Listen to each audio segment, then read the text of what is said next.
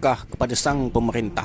Wahai pemerintah sekalian, anda dianggap oleh rakyat kerana ada kepercayaan untuk membela nasib. Tahniah.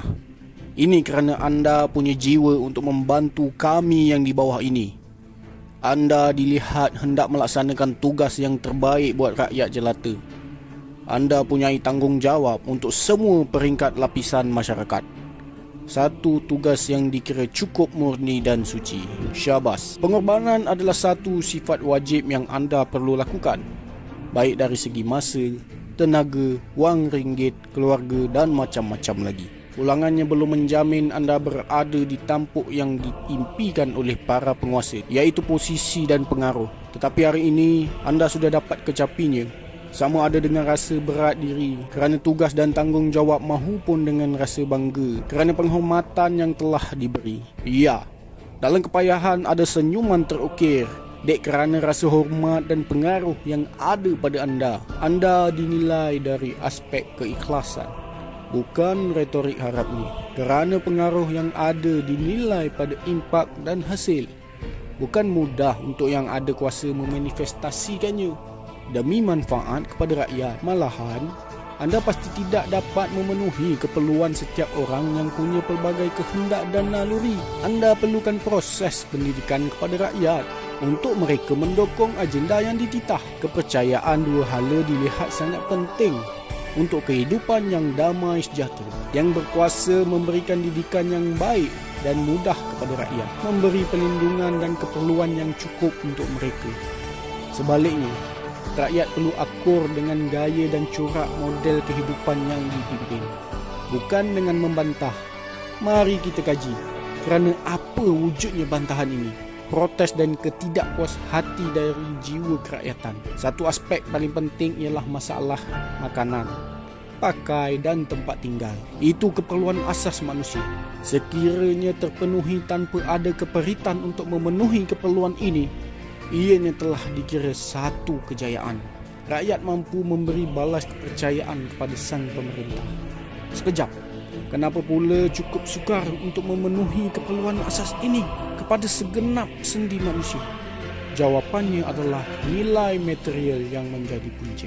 Kita tidak pernah puas dengan material kerana model kehidupan hari ini landasannya ke situ.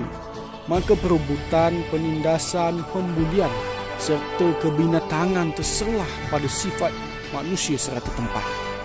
Baik di peringkat atasan pemerintah yang korupsi maupun di peringkat rakyat bawahan yang terjelepuk.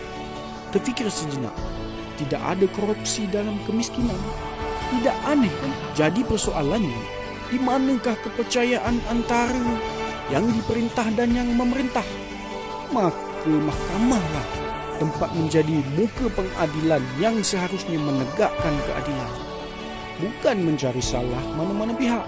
Cuba dibayangkan, sekiranya landasannya adalah bukannya material, tetapi akhlak dan adab serta karakter sang pencipta yang telah menunjukkan ciptaannya di alam ini, yang saling tidak menodai antara satu sama lain, saling beredar di garis yang telah ditetapkan tanpa ada perebutan.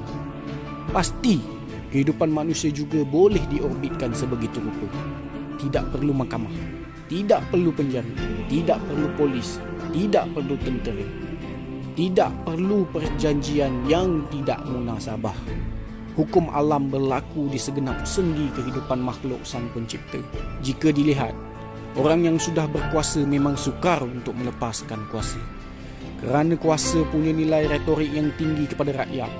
Sama ada jalan yang dipimpin adalah hak atau sebaliknya. Mampukah mengubah persepsi manusia? Apatah lagi tujuan hidup rakyat yang samar dengan hala tuju ini. Tidak jelas dengan corak pemerintahan yang akhir kalamnya seperti mana yang dibangkitkan tadi. Iaitu material. Benar, material itu penting untuk memenuhi keperluan hidup. Tetapi, jangan dijadikan tujuan hidup manusia. Kerana masalah kuasa itu puncanya juga dari situ.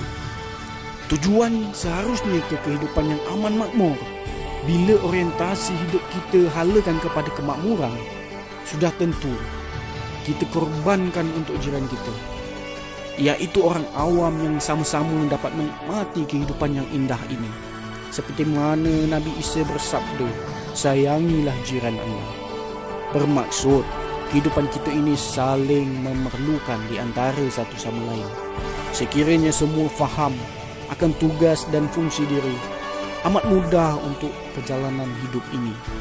Makanya, pemerintahlah yang seharusnya memahamkan orientasi hidup rakyat. Bukan dengan material, tetapi dengan ilmu kebenaran ini. Sekian. Untuk masa ini, diharap pemerintah mampu mengolah sedikit pandangan kehendakku ini. Sekian, wassalam.